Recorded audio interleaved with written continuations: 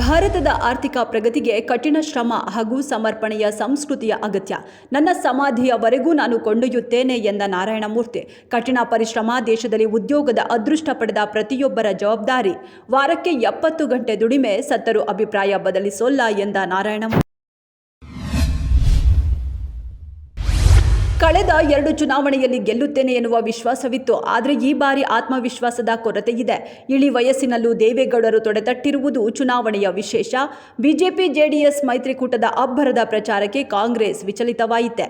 ಯೋಗೇಶ್ವರ್ ಹೊಗಳಿಕೆಯ ಹಿಂದಿನ ಮರ್ಮವೇನು? ನ್ಯೂಜಿಲೆಂಡ್ನ ಅತ್ಯಂತ ಕಿರಿಯ ಸಂಸದೆಯ ವಿಡಿಯೋ ಮತ್ತೆ ವೈರಲ್. ಸಂಸತ್ನಲ್ಲಿ ಮಸೂದೆಯ ಪ್ರತಿ ಹರಿದು ಡ್ಯಾನ್ಸ್ ಮಾಡಿದ ಹನಾರ ವೈಟಿ. ಸ್ಥಳೀಯ ಒಪ್ಪಂದದ ಮಸೂದೆಯ ಪ್ರತಿಯನ್ನು ಹರಿದು ಆಕ್ರೋಶ ಹೊರಹಾಕಿದ್ದಾರೆ. ಸಂಸತ್ತಿನಲ್ಲಿ ನಡೆದ ಒಂದು ಘಟನೆಯ ವಿಡಿಯೋ ಈಗ ಸಾಮಾಜಿಕ ಜಾಲತಾಣದಲ್ಲಿ ಸಖತ್ ಸುದ್ದಿ.